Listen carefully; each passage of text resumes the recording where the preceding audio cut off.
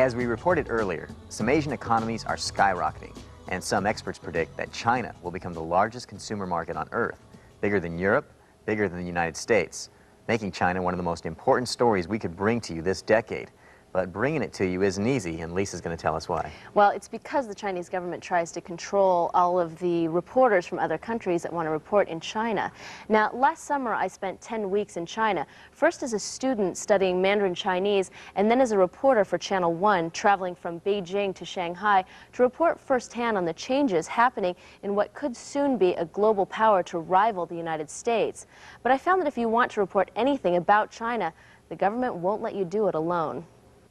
I'm just wondering why someone has to follow us everywhere. Will we get in trouble if we don't have permission? Yes. This is Mr. Yang, one of the government officials whose job it was to follow us around. We weren't allowed to take our camera out unless Mr. Yang was there to make sure we were only videotaping what the Chinese government wanted us to see. It's certainly growing. From here I can certainly see a lot of economic development, and I see that China is before my eyes developing into a very prosperous country, as Mr. Yang just pointed out.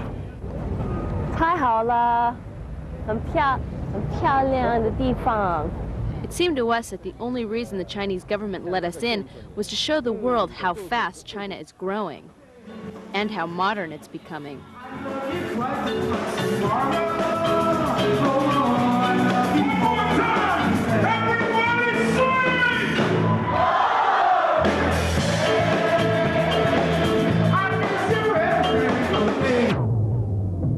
But the China that the Chinese government wanted us to see is less than 10% of the country. Most of China is very poor, and according to the United States, China is not free. So the question is, will the rapid changes going on really make China the world's strongest nation and bring freedom to the Chinese people? Well, these are difficult questions to answer because we were only allowed to bring our camera to the places that the Chinese government took us. Again, I mean, they don't really want their country to be portrayed in a negative light, and so here we are at the Forbidden City, looking at some very, very beautiful parts of China. When they weren't showing us new buildings, they were showing us tourist attractions. Oh. According to Mr. Yang, there's a saying that if you haven't come to Yew Gardens, you haven't seen Shanghai. So we face the same problem that any journalist and the U.S. government faces in trying to find out about China. If we want to find things out, find other things out, we have to do that on our own. And that's hard to do because we've been assigned people to watch over us. All right, I'm going to show you what the beta camera looks like. All right, that's it right there, and this is the camera that's been causing so much controversy. Because it's a news camera, that's the reason why our government officials have to follow us all the time, other than the fact that they have to monitor what we're saying. The camera that I'm holding right now is the Hi8 video camera, and tourists can take this camera and shoot whatever they want.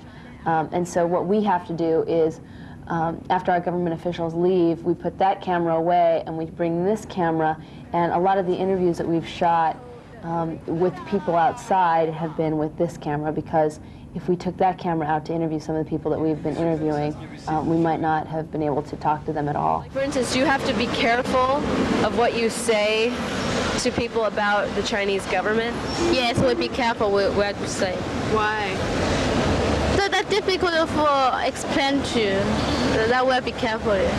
Because if you say something wrong, the police heard about that, you get problem. What did we find out when we went out on our own? Well, for one, almost everyone we spoke to was afraid to say anything bad about the government. And when you look behind all of the bright buildings, I've seen rats the size of dogs running around this area. Maybe China's economy isn't as strong as they want you to think. As far as being really modern, I mean, it seems like it's kind of a mask. Behind the dazzling front that the government shows TV news cameras is the China seldom seen on television, the China where most Chinese live. This businessman that's right next to me is telling me that this isn't the kind of thing that we should be taping. Is it possible for you one more time to tell us our schedule? Can you 你们告诉我们的 schedule? The more the Chinese government tried to show us their China, the more we realized that we had to sneak away from them to see what else was out there. And right now we're shooting outside of our hotel room, and we don't have authorization to be here without our official, so right now we're violating the rules. We're trying to sort of hurry because we're attracting a crowd here, and you know, the more people that come around to watch us, the more suspicious people can get. 对治安不好管理。没关系的。 A few of the times that we went out videotaping without our government escort, we were stopped by Chinese police, even when we were just shooting out on the street. We have to leave? Yeah. Okay. Don't do it. Here comes another one. Oh, we need identification to allow us here. We don't have identification. But I managed to talk our way out of trouble. This is for, tell them this is for our friends at home. So how can we or anyone else tell you whether China is going to become an economic superpower or not? Or whether the Chinese people will become free or not? You know, in America it's different because there's freedom of speech. The government is used to being criticized, but in China the government doesn't want any criticism. It's hard to know whether we're doing the right thing or the wrong thing, because when we were in Singapore, we broke the rules by going in as tourists without the government's authorization. And we got a lot of letters from you guys saying that, you know, you broke the rules, how can you be an example, you know, what kind of example are you being? But in this situation, if we were to follow the government's plan for us, I mean, we'd be going to the park, you know, we went to the Forbidden City and we're going to all these tourist attractions, and you wouldn't be able to see the full picture of what's really going on in China, and that's what we're trying to figure out. Here are 5 things you should know about China. Number 1, it has the world's biggest population. China has 5 times more people than the U.S. does. Number 2, it has the world's fastest growing economy. Last year, China's economy grew over 4 times as fast as America's. Number 3, it's believed to have about 450 nuclear weapons. China is the world's 3rd largest nuclear power. Number 4, it used to be an enemy of the United States. China and the U.S. refused to speak to each other for over 20 years. And number 5, right now the U.S. is criticizing China for abusing its people's human rights. China is ranked by many among the least free nations on Earth. But the biggest thing is that right now China is undergoing this massive change, and it's all happening really, really quickly, and no one, not even President Clinton, knows what to expect or what to do about it. This is how China got this way. In 1949, communist armies seized control of China, and China became the world's largest communist country. Its leader, Mao Zedong, was a dictator. He said that everyone in China should be a worker, building a new utopia, and to do so, everyone had to think the same, and even dress the same. Imagine 1 billion Chinese wearing the same exact clothes. The reason everyone looked the same had a lot to do with how the government saw its people. Under communism, the Chinese people were supposed to give up their individual freedoms for the good of the country. There was no democracy, no freedom of speech. Every single citizen of China was expected to memorize the teachings of Mao. Privately owned businesses were also outlawed. So was being rich. In fact, being rich was punishable by death.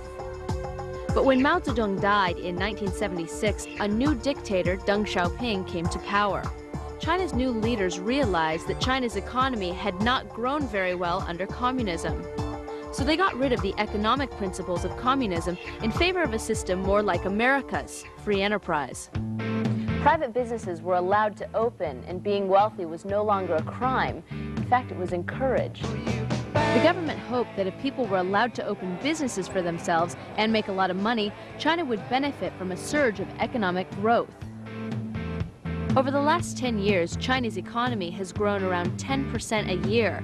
Now, some economists estimate that within a decade, China could be the only country with a bigger economy than ours. There's construction going on all night long, everywhere, all over the city. Although China has changed economically, it has not changed politically. There is free enterprise, but still no freedom of speech. You might remember these scenes from Tiananmen Square in Beijing. In the spring of 1989, Chinese students demonstrated for democracy. The students wanted more political freedom. They wanted the right to speak out. They wanted an end to censorship of newspapers and a chance to elect their leaders. But the Chinese government said no. They sent in the army to crush the protesters and open fire on the crowd. Yet to this day, the Chinese government denies that anyone was killed in this protest. How could the Chinese government deny that anyone died in Tiananmen? Well, the majority of people in China never saw these pictures. China has no freedom of the press. Since the incident in Tiananmen Square, the Chinese government has been very careful to limit the amount of news coverage of what goes on in China. For example, the first time Channel 1 went to China in 1991 to do a series, the government would only let us see certain things. What is it? The Great Wall of China, the most phenomenal fortification ever built. Chinese medicine. Dr. Chen first looked at my back and recommended this treatment. And their food. All good things that they wanted us to see. China's a dictatorship, and people here can't criticize the government, but no one knows what's going to happen when the current leader dies, and he's 90. But this year, China's leader, Deng Xiaoping, became ill and dropped from sight. The question that the world wants to know is, what's going to happen next?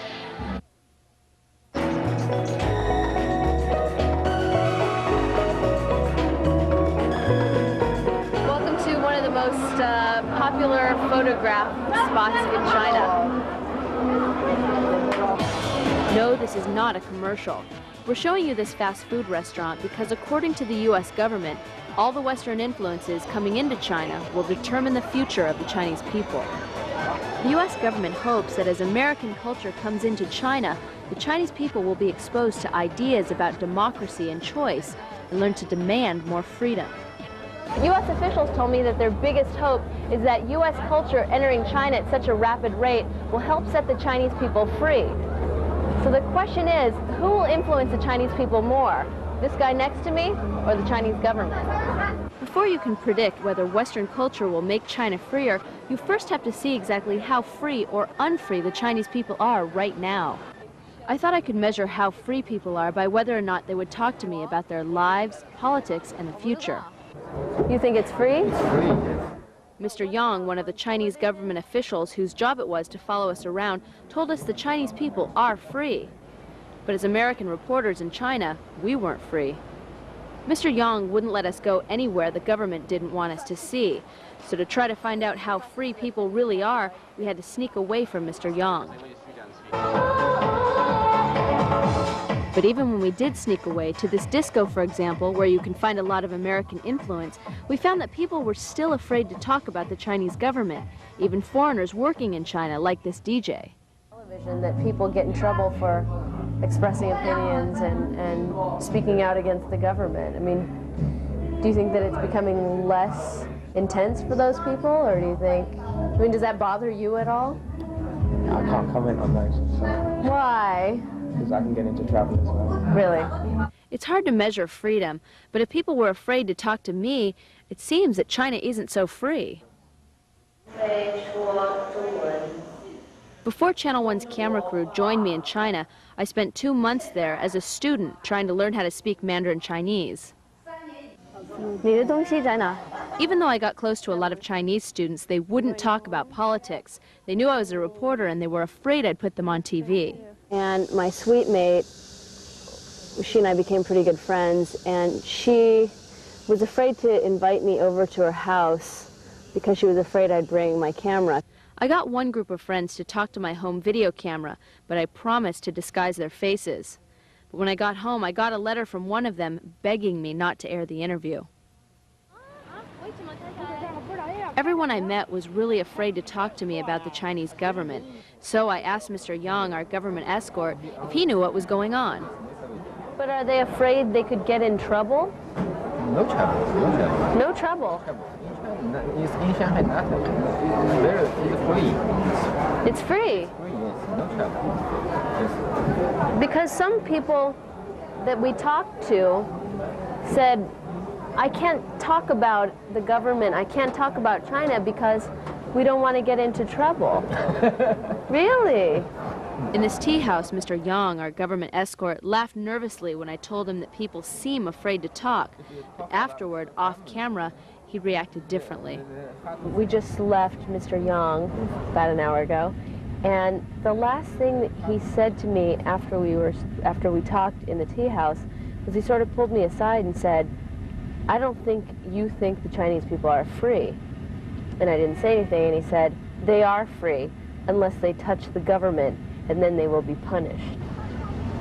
Perhaps one reason that people feel they could be punished for saying something against the government, even in private, is that in China you feel that you're always being watched.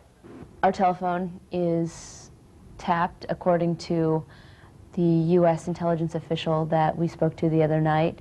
He said, "Your phones are absolutely tapped." As journalists, we are watched all the time, but we finally got Lily, an American working in China, to agree to talk to us secretly. They told me not to talk to you guys. Oh, really? Yeah. We told Mr. Yang, our government escort, that we were taking the afternoon off to rest. Then we snuck Lily into our hotel. It was really difficult for us to get into China. It took us a long time to get visas. And when we finally were approved, we have, now we have a government official that follows us everywhere. Why do they care that we're here? Of course they care, because you are part of the press from the United States, and they know that the press in foreign countries are very direct and blunt about what they find anywhere. And China doesn't want a bad impression to be spread of itself in other countries or in its own country. But then a few minutes into the interview, this happened. But China doesn't want. Hello? Hi, Mr. Yang.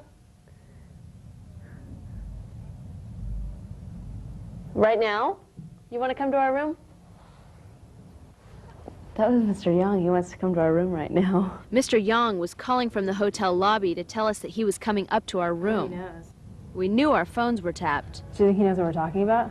We wondered if our room was bugged too. Was someone listening to our interview with Lily?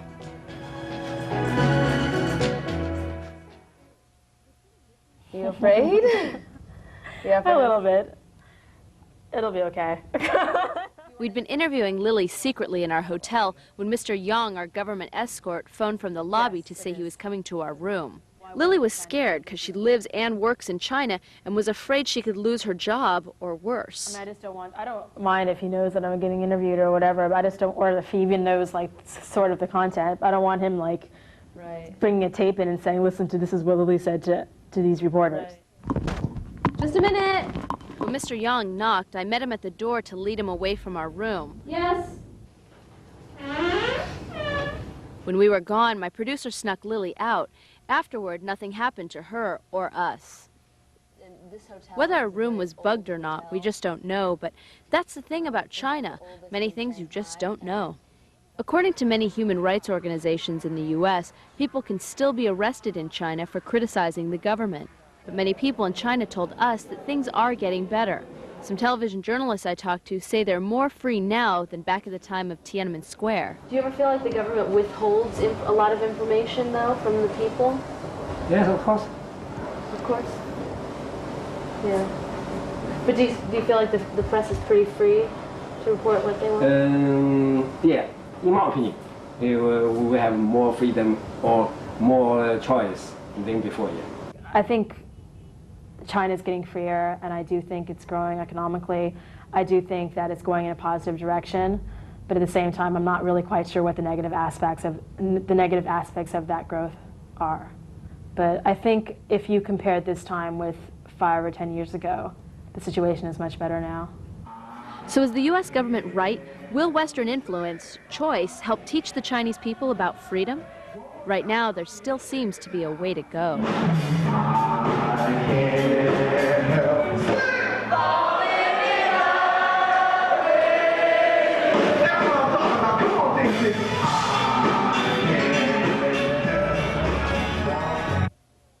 Economically, there are supposed to be two Chinas, a poor part, which is over 80% of the nation, and the estimated 15% that's growing so fast that some economists predict that China will have the world's biggest economy within a decade. But when we went to China, the Chinese government official whose job it was to follow us around only wanted to show us the China that's booming.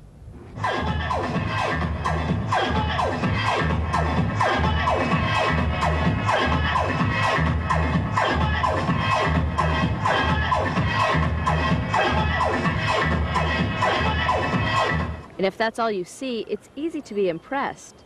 The first thing I said when I got to China after looking around and seeing all the commercialization and all the development, the very first thing I said was, Mitch, what kind of business can we open? But before Channel 1's camera crew came to China, I spent 2 months there as a student. So this is my bicycle. I bought it for about $40 US, and it's broken maybe like 23 times.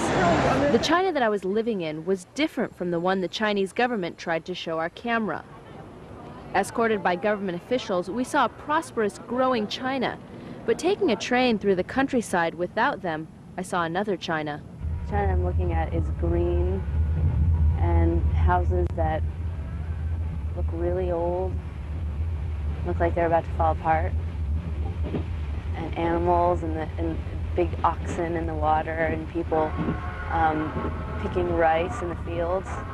Some experts say that China's economy is expanding right now because the resources of the entire nation are being devoted to making only a small part of the country grow, and that can't last. These experts point out that the part of China that's developing rapidly is only 15% of the country. So the big question is, will the small part that's growing eventually spread to the rest of the country, or will China's billion poor people drag the entire country down? The question seems to hinge on the majority of Chinese who are poor rural dwellers. How poor are they, and how are they doing in China's changing economy? To find out, we asked the government to take us to see a typical farm. I just entered the countryside, according to what these men tell us. I mean, we kept hearing that most of China's population is very, very poor, and they live on farms. And we asked to come to see a farm, and this is very nice for a farm. It's huge. I mean, the farmer's home is about 3 times as big as my home in Los Angeles.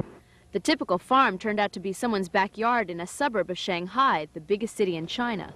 So we asked if we could spend an evening in the home of a typical Chinese family, because we wanted to see how people are living in China today. We thought it would just be us spending the evening with the typical family, but we were joined by 4 government officials who were directing our evening, and some guy who was videotaping us taping them. The whole family watching TV, okay? Oh, okay. Now they're going to have the whole family watch TV for us. Okay. They also made a gigantic meal for us and everyone else there. We weren't sure how typical this Chinese family was because it was hard to imagine people eating like this every night. And at one point, it was just us and the government officials eating. Family members nowhere to be seen.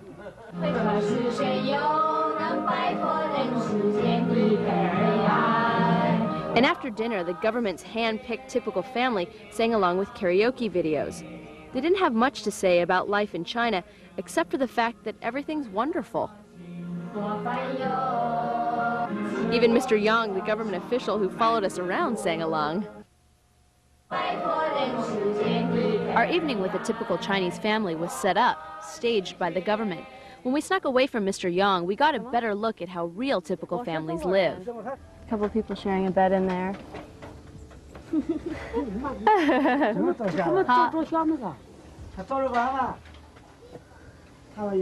See, this is how typical Chinese family lives. I mean, it's very, very small, and there are people sleeping. I would say maybe like 6 or 8 people live in here. Oh, this is their kitchen right here. So the government of China would show us one thing, like this country club that cost $70,000 US to join. They wanted to show us how everyone is getting rich in China today. Then we'd go out without them and find people who weren't. Oh. What they told me is that they make 30 kwai a day, and that's about $4 a day, and they sleep here. Construction workers like these earn so little that they have to sleep outdoors at their work sites.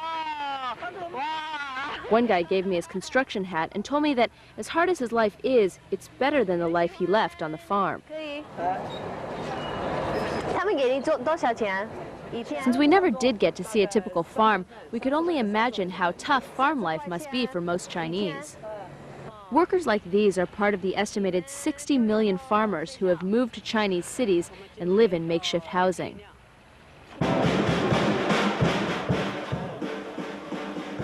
Right now, no one can say for sure which China we'll see in the year 2000, an economic miracle or a bust. But everyone in China is happy, at least according to Mr. Yang. So I'm very happy. Yes, I'm very happy.